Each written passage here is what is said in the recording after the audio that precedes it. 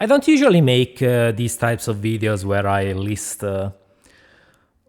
grievances or things I wish they would have done better in a certain game or story or anything. But this will be one of those few cases due to the fact that there's not much else in this moment to talk about. Plus, I just did replay Batman Arkham Asylum not too long ago, so the my thoughts about this are relatively fresh. So I just wanna talk about it in a video. Replaying Arkham Asylum made me think what a waste the Arkham universe has been. It has been mismanaged quite a lot, in my opinion. So many missed chances in this universe. Because, I mean, the franchise did start well, definitely, with Arkham Asylum. It was a really good game with an interesting story. That it resulted interesting even to people who were not in Batman, into Batman too much. So it had the plus of being interesting, simple, but also not like mundane. It was not a complicated story by any means. It was self-contained for the most part. The ending was somewhat satisfying, even though the final boss is ass in Arkham Asylum. But yeah, I'm not gonna talk about that. Then the sequel takes place pretty much how long after? I think 1 year, a few months later, a couple of months later.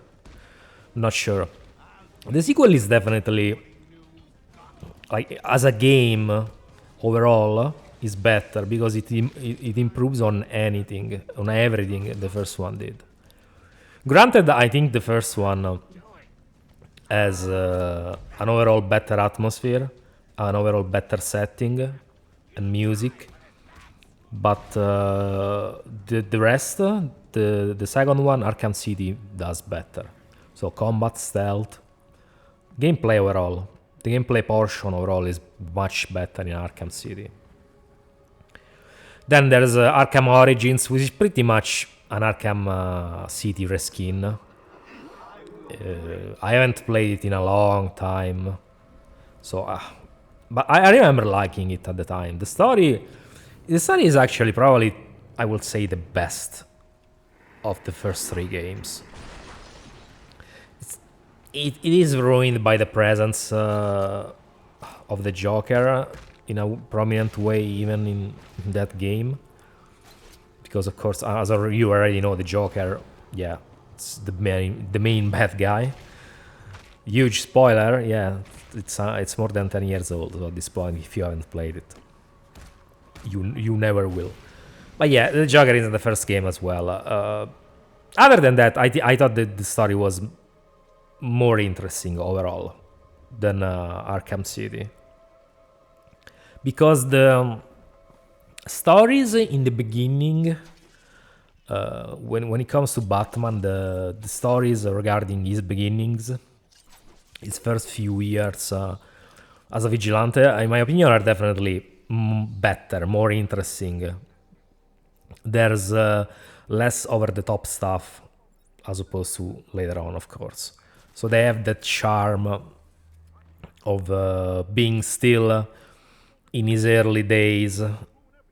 He's still learning how to act, how to resolve situations, and so on. And that's definitely a plus. Arkham Knight, I mean, I don't know. I actually have played it the first time in 2022. I did enjoy the game quite a bit.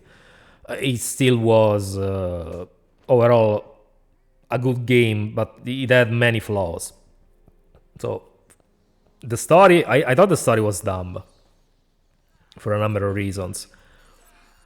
It felt forced, it felt like they really didn't know what to do after City.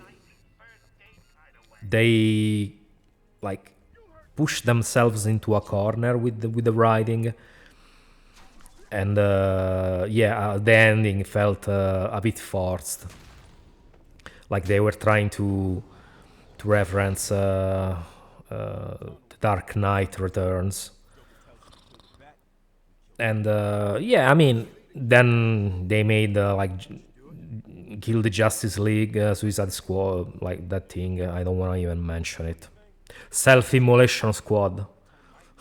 Yeah. But I mean, the franchise at this point is done. The original devs have probably left Rocksteady, so we'll never get another game as good as the original trilogy, at least.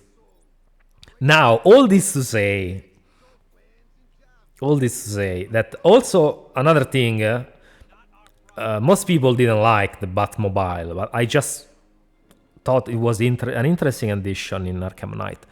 The problem with Arkham Knight is it feels very half-assed in its side content, especially. Like the side missions, especially the ones with the Hush or Deathstroke, are ridiculously like underwhelming.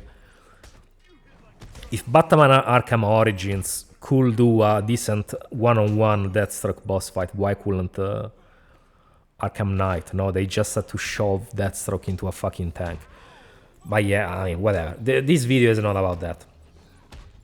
This video, I just did a small recap to let you in on my opinion when it comes to the Arkham games. But I just think three big blunders, three big missed occasions when it comes to this franchise are definitely: one, the fact that we never get a game chronologically set between Arkham Origins and Arkham Asylum. Because Arkham Origins takes place in the first 2 years of Batman's journey as a vigilante in this universe. And it's fine. But then Arkham Asylum takes place like 9 years later, if I remember correctly. Like, Batman has been Batman 9 years in Arkham Asylum. So there's a pretty big time span in which we don't get any games. So we pretty much go from the beginning to the end, because Arkham Asylum is already the beginning of the end when it comes to the story in the franchise. Asylum City and Night take place not much far from each other time-wise, so it's like 1 or 2 years max in between night, like Asylum and Night. So, and that's definitely a blunder, because I think the franchise would have benefited the most if we actually got a Batman, like a game set in between this time period, between the beginning and the end. It would have been more interesting. Maybe like the first introduction of some other villains. Maybe it would have been cool to see like the first introduction of Two-Face, for example, or another villain. The second missed occasion is that they never were able to make a game that takes place spanning multiple days. So like a Batman simulator, let's say. Because all the games they've managed to put out all take place in one single night. And I think it's a bit ludicrous that 4 games they've made all take place during a single night. It's just fucking ridiculous. I understand why they did it in a way, because it made things easier.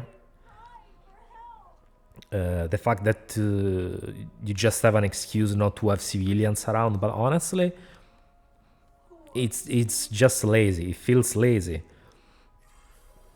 I think they should have made a game where you could have roamed around Gotham freely without restrictions during the span of multiple days.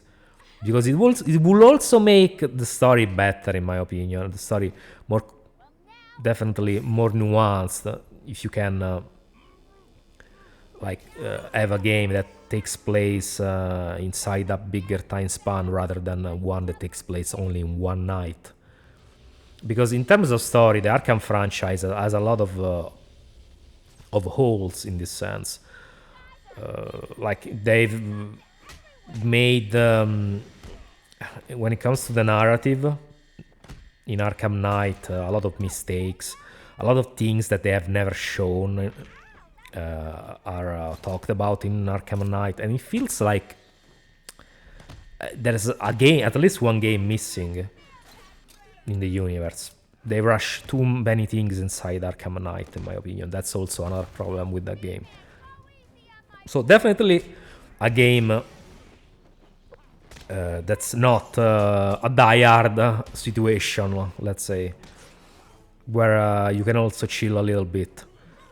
Also, because if I'm not mistaken, they did something like this with the Gotham Knights. Gotham Knights is more like a game that takes place spanning multiple days.